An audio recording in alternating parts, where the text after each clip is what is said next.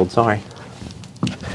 Good morning, everyone. My name is Ethan Colbert with Century 21 Parker & Scroggins Realty. Today we have with us Justin Wise, the candidate for election here in, well, actually, I'll let him go ahead and discuss all that. That way, get the details out. Go ahead and tell the community a little bit about yourself and who you are. Okay. Thank you. It's a pleasure. First of all, thank you for, giving myself and the other candidates the opportunity to introduce ourselves. Many folks out there may recognize me from, the dog shelter, that the city maintains, or, the Sheridan Farmers Market, Kickstart Sheridan, but maybe you've never had an opportunity to really sit down and get to know me, so I'm, happy to have that opportunity. Yeah. As Ethan mentioned, my name is Justin Wise.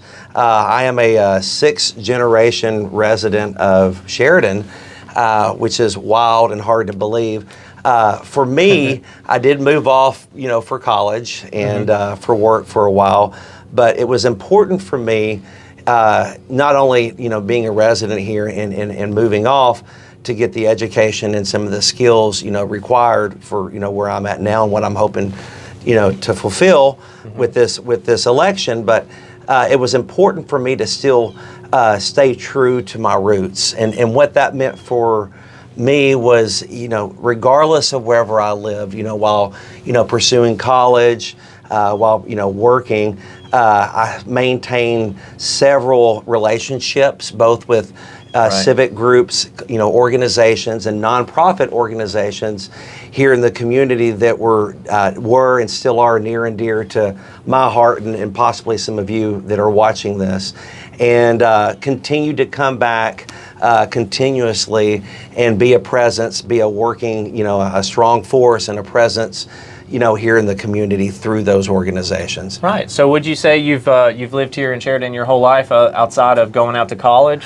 Yes. Outside of college and outside of as work, as I mentioned earlier, I've been here. Yeah. I never strayed too far from home. I know that when we're younger, we try to, several of our kids now are say, when we graduate, we just can't wait to get away. Right.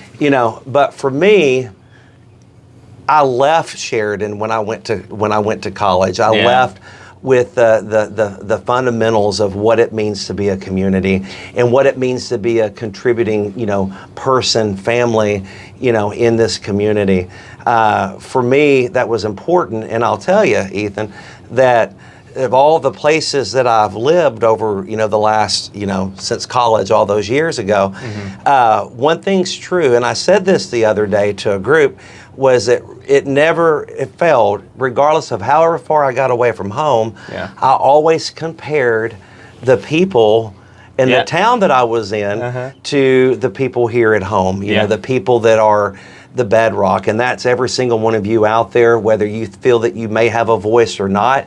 You do have a voice and your opinion matters. And, I found myself oftentimes comparing these little communities to the wonderful things that we have here in Sheridan that we, hold true, that some might take for granted, but we're often reminded and encouraged to get involved in, to don't take for granted. Right. And I sympathize with that wholeheartedly, because I myself, once becoming a member of the community, I found that I wanted to preserve the community, and I loved it, and it reminded me a lot of my core values and what I care about as a community and as a whole, and keeping everything shopping local, all of that, making sure that everyone can benefit and thrive in some way. And what's important, kind of piggybacking onto the shopping local,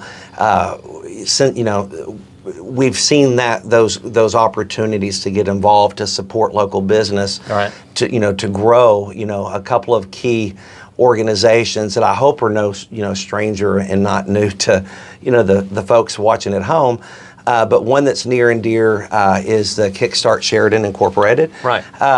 Not just myself, but there was an army of individuals, both, family members, individuals, business owners, civic clubs and organizations, your faith-based groups and organizations and churches that we met some years now. It's been a while since we've met, and we surveyed the community about, what's important to us. What are those pieces of the community that we find ourselves entrenched in? What are those pieces in the community that we hold near and dear? And then, what are some areas in the community, which I know we'll get in this, possibly later, I hope that we do, is, what are some things that maybe we don't have? Or what are some areas where there might be, areas of opportunity? And that's really where those discussions, grew out of, back then with Kickstart Sheridan. Several organizations, that I'm personally a part of, that have also participated with Kickstart Sheridan is GCUCRC. And, we are an umbrella organization that provides resources for the food bank for the families that might find that as a service or a need. Kathy's Closet, which again is a staple in downtown Sheridan for the folks that have been there. Absolutely. Of people in the community. The Literacy Council, and then also Keeping the Faith Women's Shelter. Yeah. And all of that falls underneath the umbrella of GCUCRC. I mentioned, briefly Kickstart Sheridan because I think so much goes back to that really, challenges us to our core to be better than what we are. Right. And, there's some, I guess you could call them subgroups underneath Kickstart Sheridan, for lack of a better term. The one that I chair, which I mentioned to you earlier, is a piece that's near and dear to me. That's recreation and things to do, for our families, and for our young people. When you look around, Sheridan has so much potential and so much opportunity in addition to the things that we're currently doing. Correct. I'm so happy and eager. One of my kids has actually signed up to play the Fall Rec League soccer. Yeah. So, that's where we're at here today. If you can't notice the Wasson backdrop behind us, we're at the fishing pond, the stock pond. But, we'll be back out here after, tonight's city council meeting to cheer on the kids and the young people that are, practicing soccer. As I mentioned, recreations and things to do. Infrastructure, which has also been a contributing force behind, the partnership where Windstream, brought in the fiber optics here. I feel, got a lot of its breath in those conversations started with, the leadership of Windstream and that of, Brad McGinley, Carrie Smith, Lauren Goins. The names go on and on. Right. Derek, Watts, another, several, key individuals that have helped, foster, the good that you see in the community now with the pieces of the infrastructure. Downtown development, which, currently is being, charged by Sarah Ottens. She and an entire team, Tina, and I knew I shouldn't start mentioning names because I will forget some, but, Tina Hurt, who's the director for the Chamber of Commerce, they work together in tandem on a lot of different projects for Kickstart. Mentioning, Chamber of Commerce, the list goes on. These are organizations that are, viable to the prosperity and to the success of the community. 100%. And it's not just one over the other. And that goes back to, how, was brought up it's getting each stakeholder to the table and talking out whatever the issue might be and developing a plan. Sometimes we see that the plan that's developed is good and it's successful. Other times, as we have to go back to the drawing board and say, okay, let's reassess.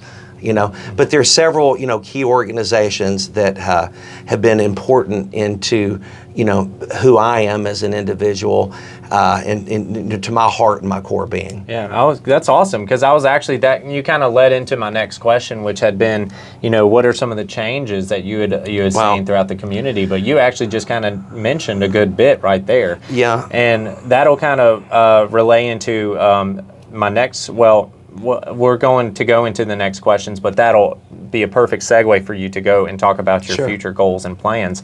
So my next question is, what qualifies you and what brought you into politics in Sheridan, Okay.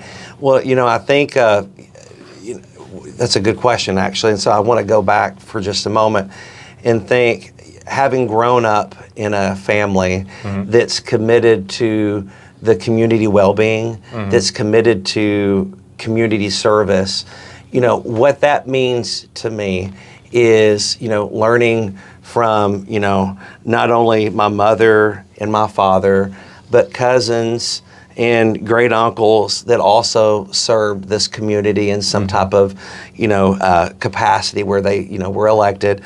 And several other friends, families, neighbors, and individuals here. In me, there's a saying that says, it takes a village to raise a child. And so in me early on, what was instilled in me was the value of community service. As I referenced and mentioned several of these organizations in the list, still, there's more, and I might mention some of those, but, to your point, the question is, over 27 years of team building, of negotiations, 27 years of problem solving, 27 years of being in this community, knowing what our struggles have been. And not just knowing what the struggles have been, but being, an active part of those conversations that help led to, a positive outcome for those. I mentioned earlier, sometimes those conversations yield yet even more conversations where we have to say, okay, we tried A and B, they didn't work as we had hoped that they would, so let's go back to the drawing board and, let's develop, game plan C or D or whatever and try those. What I feel gives, me the opportunity to sit here beyond a shadow of a doubt and say that I'm ready to accept the challenge, if elected mayor, is, the almost 30 years of team building, problem solving, and most importantly, listening. And that's something that's, it's easily said, but not always practiced. And that is, listening to you, listening to the voters, as I've been, talking, for a few months now, after I announced, I've had a few people say, well, you don't really want to know what is important to me because I live just beyond the city limit sign. And I remind them, no, you shop here, you work here. What's important to us as a city is the input in the opinions of every single person that steps foot in this community. Every person that chooses, as we said earlier, shop local, that chooses to support our small to medium-sized to even large businesses. Your opinion counts, and it's important that we listen to those opinions. So, that's what I feel gives me, the opportunity to stay here and say I'm ready to accept that, is because the years of not just community service, but community service that truly impacts the community and that matters, listening to the folks and taking action. Well, first and foremost, thank you so much for all your time and experience that you've put forth in the 27 years of helping this community. We appreciate that wholeheartedly. That's phenomenal to see that we have individuals like yourself who put forth so much time and effort and sacrifice into helping out others. So that's really, really appreciative, and we support that, and thank you so much. Absolutely. Going into the next question was, if put in office, what are your goals and plans for your future, of the future of Sheridan? So that's, I had to think about that for a bit, actually, because, as we've been out, talking to voters, talking to residents, you learn, what's important to them. And, and I'm reminded, and I want to remind, the viewers watching the video, is that it's not just about my goals. If elected, I represent you. If elected, I represent your goals and your wishes. Some of those that's been brought, forth in many, many conversations is, continuing to enhance, the citywide communication. That's important to us.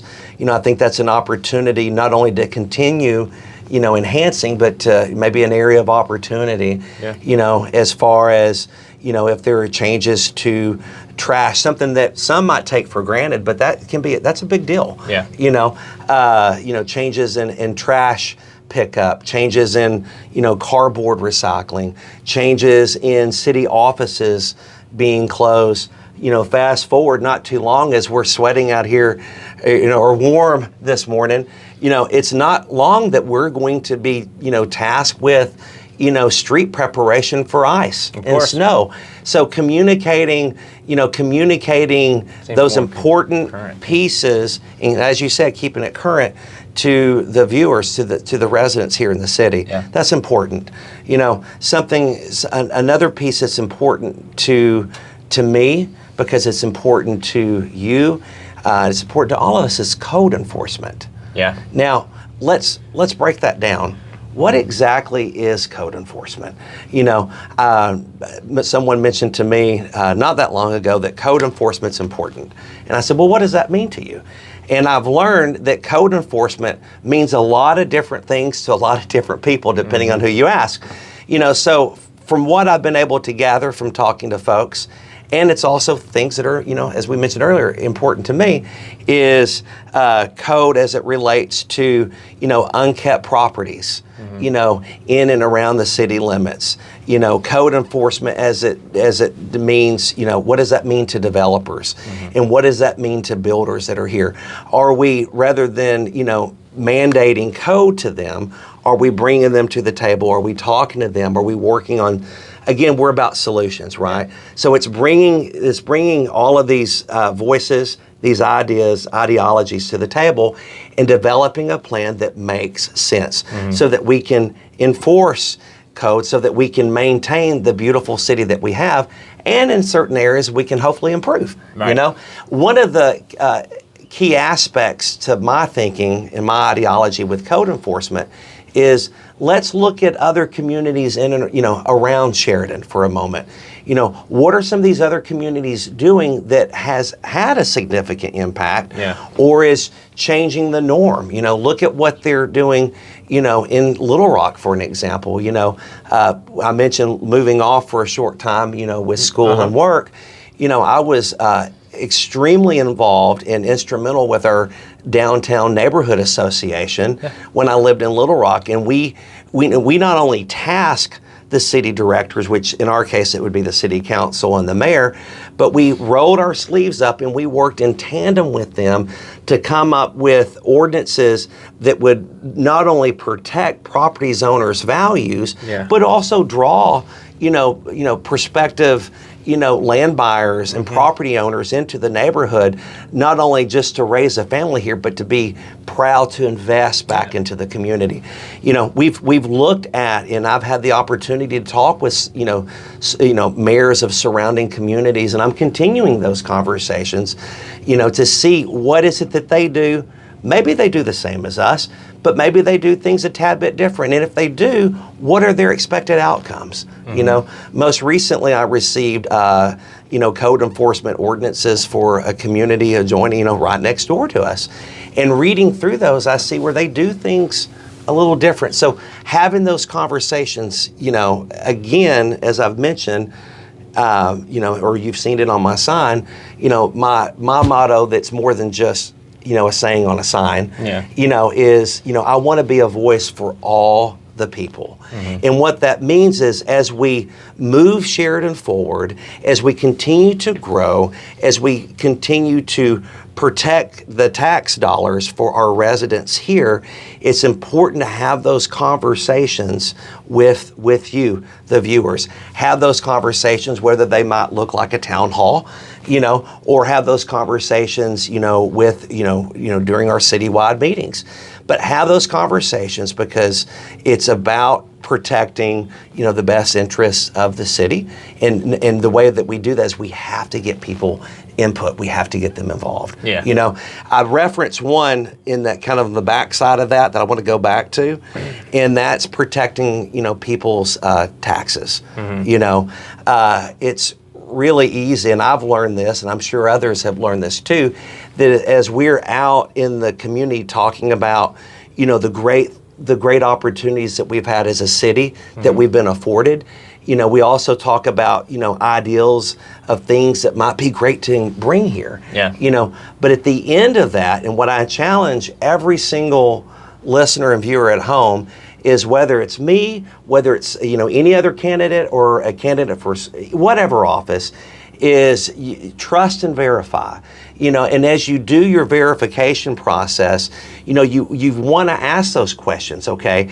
Let's say for an example, for wanting to focus on one specific issue, what is that going to do to our tax or revenue base? What does that mean for the folks that are on fixed incomes?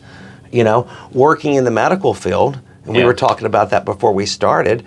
And this is one of my soapboxes, is protecting, protecting the residents here, protecting their money that they bring home. Of course. We see in the clinic setting that I have the, fortunate opportunity to work at, we see every single day, patients come in that cannot afford their $8 copay. Mm-hmm. Now, don't worry, I'm not talking about medical for a moment. I'm going to bring this back.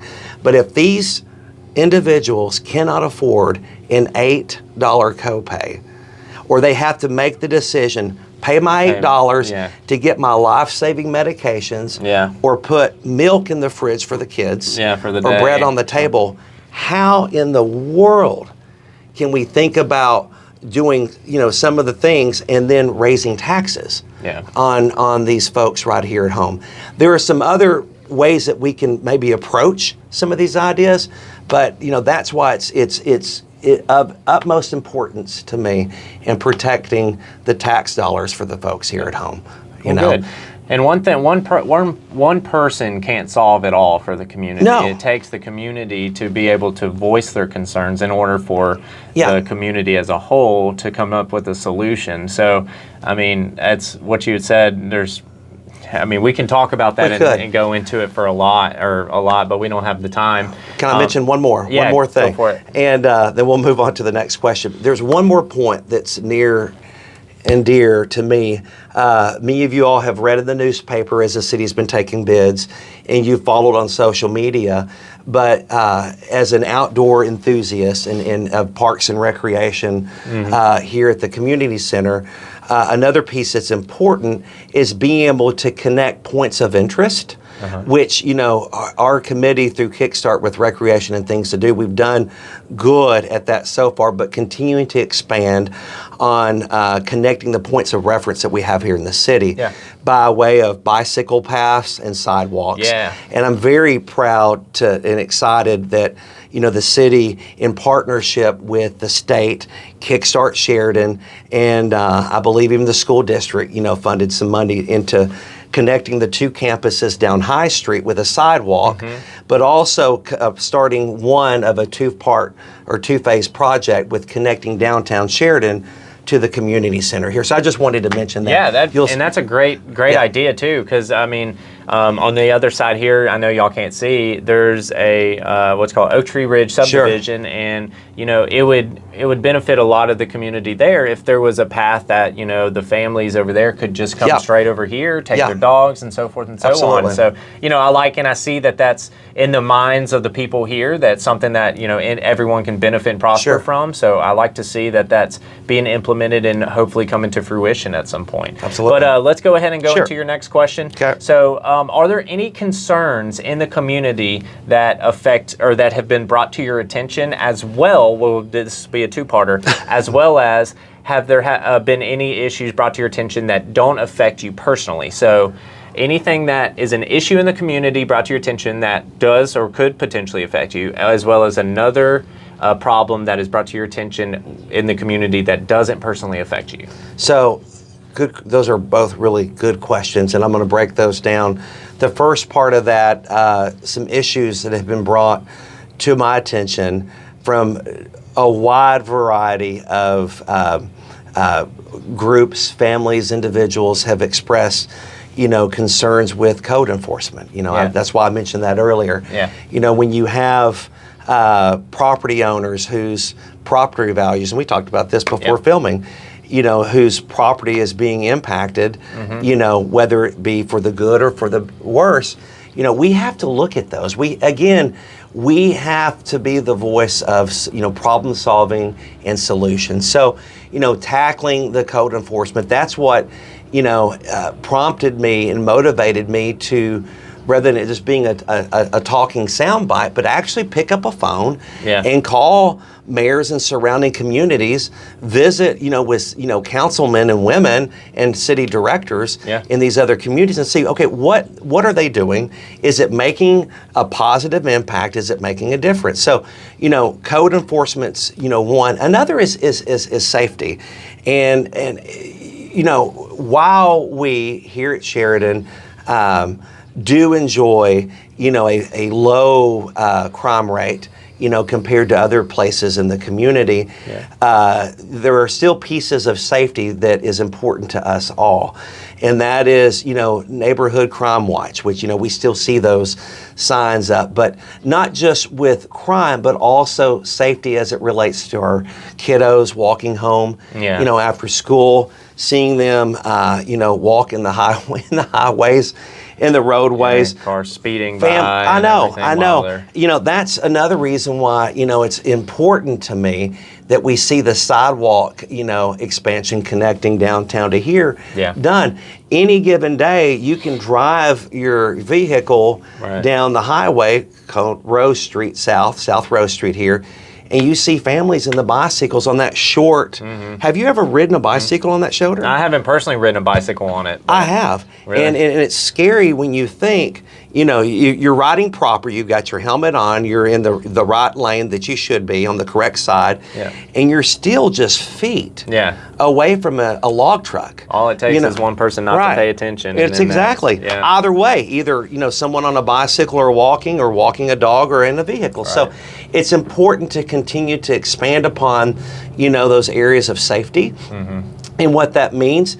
I've had in-depth conversations with our chief of police, who I believe you're going to have the opportunity to meet in another video, learning what that means. Jason Teague. We absolutely love Jason Teague, and appreciate all that he's done for the community. But in one of the conversations that I've had with Chief Teague is, Sheridan is on a bypass. We sit on a bypass where there's a lot of individuals that just happen to be driving through. So, what can we do? And I don't want to, steal his thunder and what the police are doing actively, to support this. But, the police have some incredible plans underway to help keep Sheridan safe, and so when you talk to Chief Teague, be sure to ask about that. But I think that's important for us to get those pieces, established into, the infrastructure to what we do here in the city, but also to continue to expand. The second part of that question was, is there any part of that doesn't pertain to me? Is that right? Yeah, or if there's may have been another issue that was brought to your attention that doesn't necessarily affect you. Like, I mean, I don't want to give, I have an example, but I don't want to give any examples. So that's a good question, and I had to think about that for just a bit. The way I have always approached this community, and I think that's evident other than just the last few months that I've announced that I was running for mayor. I encourage anyone that might have questions to, jump on my social media. Go back. Would you like to post that? Because I'll put all your credentials at the bottom of the video. That way they all see it. My full name's Justin Lee Wise. I think it's Justin L. Wise on Facebook. There's also a Justin L. Wise for Sheridan Mayor Facebook page. But obviously the mayor page was created when I, announced that I was running for mayor. But if you really want to get a good feel for us as candidates, for any candidate that's running for any office, send us a friend request, follow us, those things that you can do on Facebook. But dig down, go further back than the last, what I'm saying, 3 or 4 months when it was appropriate to talk about what's important to the city. Go back, 2 years, go back 5 years, and you can then learn what was important to me as a person. Go back 10 years. Go back to the beginning of Facebook, which I think is 12, 15 years, something like that. I don't even know how long ago. I was in high school. Oh my gosh, that was for me personally 09 or 08. I mean, so I think that's when it came out. Sure, Yeah, I sure. believe so. So what was important to me, and the reason why I encourage you to do that is, you'll go back, if you do, you'll see that these issues that I've talked about, plus many, many others, as they relate to our citywide dog shelter that I'm an active volunteer in. Yes, I'm the cheesy voice behind all those videos. When you want to adopt a dog, that's me. But these are pieces that are ingrained into who I am as a person.